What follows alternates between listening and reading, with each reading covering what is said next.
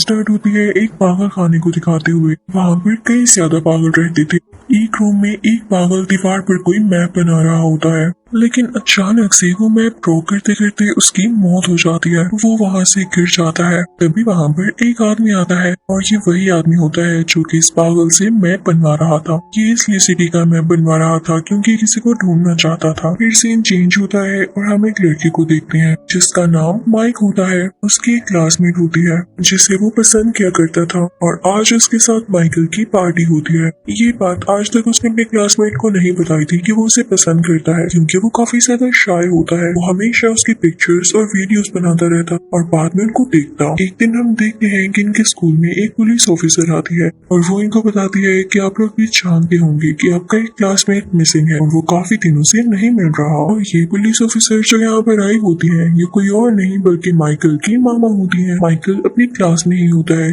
तभी उसकी नोज से खून आने लगता है, यानी उसे नोज ब्लीडिंग होने लगती है। वो फौरन से वॉशरूम जाता है, लेकिन उसके स्कूल के बच्चे उसे बहुत तंग किया करते थे। वो उसे यहाँ भी तंग करने लगते हैं क्योंकि वो बहुत ज्यादा इनोसेंट होता है और उसे बात भी ठीक से करनी नहीं आती। तभी तो वो अपने क्लासमेट के सामने भी कन्फेशन नहीं कर पाता था और जो कोई भी उसे तंग करता वो खुद को डिफेंड ही ना कर पाता। वो इस चीज से काफी तंग आ चुका था। वो दिल ही दिल में सोचता कि काश कोई ऐसा दिन आए कि मैं इनको अच्छा सबक सिखाऊं, लेकिन उसमें इतना करेज नहीं था कि वो कुछ कर पाता। माइकल आज रात के लिए काफी एक्साइटेड होता है क्योंकि मैंने आपको बताया ना कि उसके क्लासमेट के घर आज पार्टी होती है। वो पार्टी में जाने के लिए काफी खुश होता है। वो एक कॉस्ट्यूम शॉप में जाता है जहाँ पर वो डिफरेंट कॉस्ट्यूम्स देखने लगता है, लेकिन तभी वहाँ पर एक छोटा बच्चा उसे कहता है कि मैं तुम्हें एक सुपर हीरो कॉस्ट्यूम देता हूँ, ये एक चाइनीज कॉस्ट्यूम है। तो माइकल कहता है अच्छा, तो इसे पहन के मैं अच्छा लगूंगा? तो वो बच्चा कहता है हाँ, अच्छे भी और तुम में पावर्स भी आ जाएंगी। माइकल उसको मजाक समझते हुए घर आ जाता है। वो अपने साथ वो कॉस्ट्यूम भी खरीद ले आया था, लेकिन घर आकर वो काफी उदास होकर सोफे पर बैठा होता है। तो उसकी मॉम आकर पूछती है क्या हुआ मेरे बेटे को? तो माइकल कहता है मामा, कॉस्ट्यूम तो मैं ले आया हूँ, लेकिन पार्टी में बच्चों ने बहुत अच्छे अच्छे कॉस्ट्यूम्स पहने होंगे और मेरा कॉस्ट्यूम देखें। तो उसकी मामा कहती है कि जैसे तुम हो वैसे ही बन के रहना, कभी भी किसी दूसरे की कॉपी मत करना, वरना तुम्हारे अंदर जो अपनी अच्छाइयाँ हैं वो भी दब के रह जाएंगी। मेरा बेटा तो सबसे प्यारा लगेगा। इनफैक्ट माइकल के फादर इस दुनिया में नहीं थे, तो माइकल की मदर उसे बहुत प्यार किया करती थी, लेकिन माइकल फिर भी उन्हें मिस किया करता था कि अगर मेरे फादर जिंदा होते तो जो बच्चे मुझे तंग करते हैं उन्हें सबक सिखा देते। अब रात का टाइम आ चुका होता है और माइकल रेडी होकर उस पार्टी में जाता है। अब वहाँ पर सारे बच्चे उसे तंग करने लगते हैं कि हम जानते हैं तुमने अपने सेल फोन में उस लड़की की पिक्चर्स और वीडियोस रखी हुई हैं, तुम उसे पसंद तो करते हो, लेकिन ये क्या बात हुई, तुम सीक्रेटली उसकी पिक्चर्स लेते हो, उसे पता चलेगा तो उसे कितना बुरा लगेगा। इसी के साथ उस लड़की की पिक्चर्स और वीडियोस उधर चला देते हैं, जिसे देखकर उस लड़की को काफी ज्यादा गुस्सा आता है और वो माइकल पर गुस्सा होने लगती है। माइकल खुद को वॉशरूम में बंद कर लेता है और बाहर से बच्चे उसे कह रही होती हैं क्या हुआ,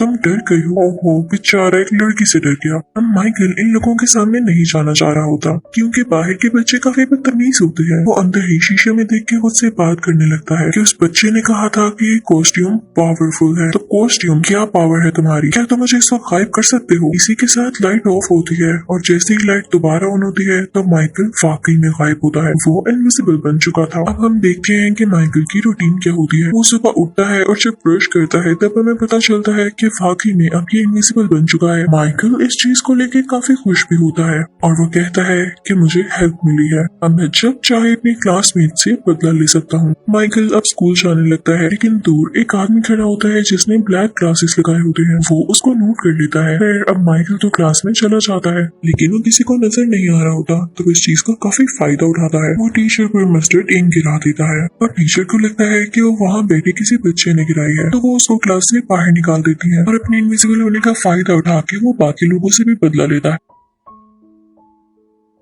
और तभी हमें पता चलता है कि स्कूल से 2 बच्चे और मिसिंग हैं और उन्होंने अपने मिसिंग होने से पहले एक वीडियो मैसेज रिकॉर्ड किया होता है कि हम अपनी मर्जी से यहाँ से जा रहे हैं, हम अपने घर से तंग आ चुके हैं और अकेले रहना चाहते हैं, एक इंडिपेंडेंट लाइफ गुजारना चाहते हैं। तो आज इनके स्कूल में एक साइकियाट्रिस्ट आता है जो कि बच्चों को समझाने लगता है कि आप लोग अभी बहुत छोटे हैं और पेरेंट्स तो हर किसी के लिए जरूरी होते हैं ना, वो हमारी भलाई ही तो चाहते हैं, वरना किसी और का बच्चा जो कुछ मर्जी करता रहे उन्हें इससे क्या फर्क पड़ेगा। आप इस बात को समझने की कोशिश करें, लेकिन तभी माइक को फील होता है जैसे वो दोबारा से इनविजिबल हो रहा है। फौरन वहाँ से भाग जाता है और सब समझते हैं कि इसको साइकियाट्रिस्ट की बातें बुरी लग रही हैं। लेकिन जब वो अपनी बहन के पास आता है तो उसकी बहन देखती है कि उसके भाई के कपड़े हैं लेकिन वो इनविजिबल है, तो वो उससे कहती है भाई आप सुपर हीरो हैं। तो माइकल फौरन से अपनी बहन के मुंह पर हाथ रख लेता है और कहता है चुप रहो, किसी को नहीं बताना। मैं तब से इनविजिबल होने लगा हूँ जब से मैंने वो कॉस्ट्यूम लिया है, उसमें जरूर कुछ ना कुछ है। के बाद माइकल सुनता है कि उसकी मॉम किसी से बात कर रही है। माइकल इनविजिबल हो जाता है और अपनी मॉम के सामने जाकर बैठ जाता है। क्योंकि उसकी मॉम को वो नजर नहीं आ रहा होता तो वो अपनी कॉल कंटिन्यू रखती है। तो माइकल को अपनी मॉम की बातें सुन के पता चलता है कि वो उनका असल बेटा नहीं है बल्कि अडॉप्टेड है। तो इससे उसका बहुत दिल दुखता है और वो वहाँ से चला जाता है।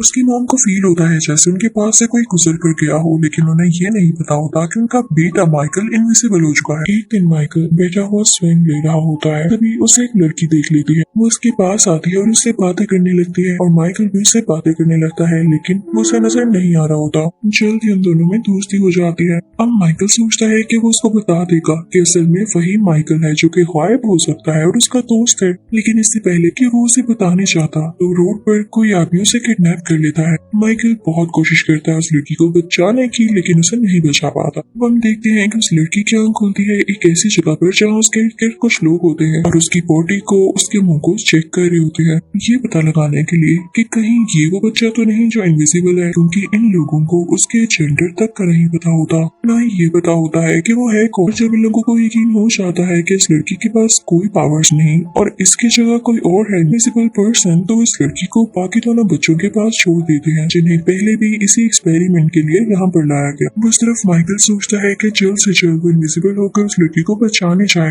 लेकिन जैसे ही वो अपने कॉस्ट्यूम पहनने जाता है तो देखता है कि उसकी मॉम ने उसे धो दिया है और उसमें अब वो पावर नहीं रही। तो वो अपनी मॉम से कहता है कि आप तो यही चाहती थी मैं कभी आगे ना जाऊँ, कभी अपनी मर्जी ना करूँ, वैसे भी आप तो मेरी रियल मॉम भी नहीं। और ये कह के वो काफी तेजी से साइकिल चलाते हुए समंदर के किनारे आ जाता है। उसकी मॉम पीछे से काफी सैड हो जाती है। अब समंदर पर माइकल को वही आदमी मिलता है, ब्लैक गोगल्स वाला आदमी, जो कि हमने पहले देखा, और यहाँ पर वो माइकल को बताता है कि जो पावर्स तुम्हारे अंदर आई मेरे अंदर भी वो थी, और वो तुम्हारे अंदर क्यों आई, क्योंकि तुम मेरे बेटे हो। वो ग्लासेस वाला आदमी उसे ये भी बताता है कि तुम्हारी रियल मॉम भी गायब हो सकती थी, यानी उस आदमी की वाइफ। वो अपने बेटे को ये बताता है कि कई साल पहले जब मैं रशिया में रहा करता था तो किसी इंसिडेंट की वजह से वो जगह तबाह हो गई और इसके साइड इफेक्ट्स ये हुए कि कुछ लोगों में सुपर एबिलिटीज आ गई। तो उन लोगों को इकट्ठा करके एक टीम बनाई गई। जो आदमी उसको लीड करता था वो काफी जालिम था, वो हमें यूज किया करता था, उसने अपने पास हमें कैद रखा हुआ था। कई दिन गुजर गए, हमसे काम लेता रहता। उसी दौरान मुझे वहाँ पर एक लड़की नजर आई जो मुझे बहुत अच्छी लगी, और वो लड़की तुम्हारी मॉम है। कुछ टाइम बाद जब तुम पैदा हुए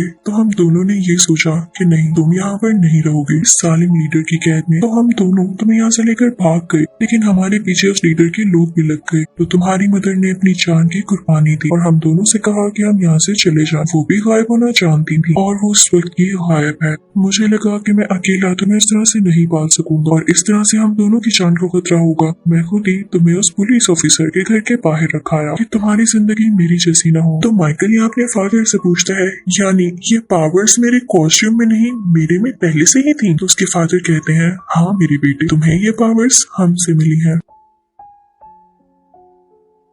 माइकल के फादर उसे ये भी बताते हैं कि मैं माइंड भी पढ़ सकता हूँ और जिस औरत के पास मैंने तुम्हें छोड़ा है वो बहुत अच्छी औरत है, वो तुमसे बहुत प्यार करती है, तुम उनसे सॉरी करना। और तभी वहाँ पर माइकल की मॉम उसे ढूंढते ढूंढते आ जाती है। तो माइकल उनसे वैसे ही सॉरी करता है जैसे उसके फादर ने उसे कहा। वो दोनों खुश हो जाते हैं और घर आ जाते हैं। घर आने पर उसे वही साइकियाट्रिस्ट दिखाई देता है जो जानता था कि माइकल गायब हो सकता है। वो माइकल से कई ज्यादा राज उगलवाने की कोशिश करता है, तो माइकल वहाँ से भाग जाता है। दूसरी तरफ हम उसी लड़की को देखते हैं जो माइकल को पसंद करने लगी थी और उसे किडनैप कर लिया गया। वो एक शिप में होती है और वो वहाँ से बाहर निकलने की कोशिश करने लगती है। शिप के ऊपर जाती है, वहाँ पर एक स्पॉटलाइट होती है जिसका फ्लैश दूर तक जाता था। वो लड़की उसे ऑन कर देती है और माइकल फौरन से उसे बचाने के लिए जाता है, क्योंकि एक साइन था कि वो लड़की है कहाँ पर। अब पीछे से माइकल की वही मुंह परेशान होने लगती है जिन्होंने उसे अडॉप्ट किया होता है। तो माइकल के फादर उनके पास जाते हैं और कहते हैं, परेशान नहीं हो, माइकल यहाँ गया है, जल्दी आ जाएगा। माइकल माइकल अब काफी ज्यादा कॉन्फिडेंट और क्लेवर हो चुका था और शिप में जाते ही सब लोगों को बड़े आराम से दूर कर देता है और अपने उस दोस्त को बचा लेता है। तो वो लड़की कहती है कि मुझे और भी लोगों को बचाना है। माइकल उसे गन देता है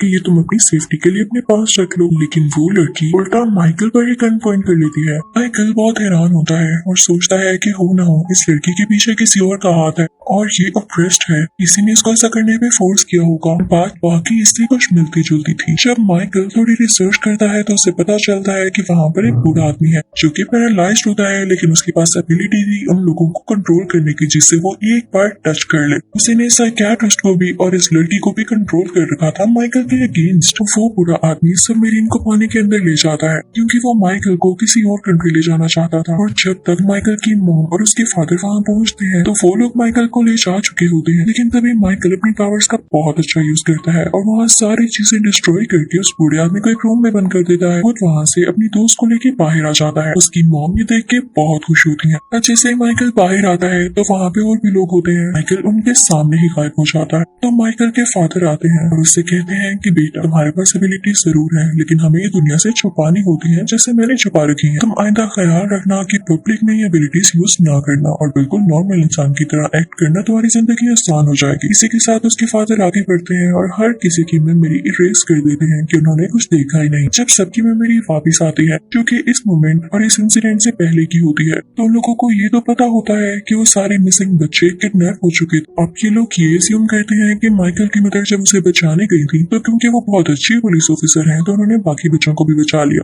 और सब बच्चे सब लोग उनको प्रेज करने लगते हैं। फिर अगले दिन हम देखते हैं कि माइकल एक नॉर्मल स्टूडेंट की तरह अपने स्कूल वापस जाता है। वहाँ पर बच्चे उसे फिर से तंग और बुली करने लगते हैं, तो क्योंकि उसमें काफी कॉन्फिडेंस था तो उन बच्चों से कहता है कि बेहतर होगा कि मुझे तंग ना करो। और वो बच्चे उसका ऐसा जवाब सुन के काफी हैरान रह जाते हैं। अब मूवी के लास्ट सीन में हमें ये दिखाया जाता है कि माइकल की रियल मॉम अभी भी जिंदा होती है और माइकल की एक छोटी बहन भी। तो माइकल के फादर ने उन दोनों को अलग अलग जगह पर छोड़ा ताकि ये लोग सेफ रह सके। माइकल की मॉम अब माइकल की बहन को ढूंढ रही होती है, जिसके साथ ये मूवी यहीं पर एंड होती है।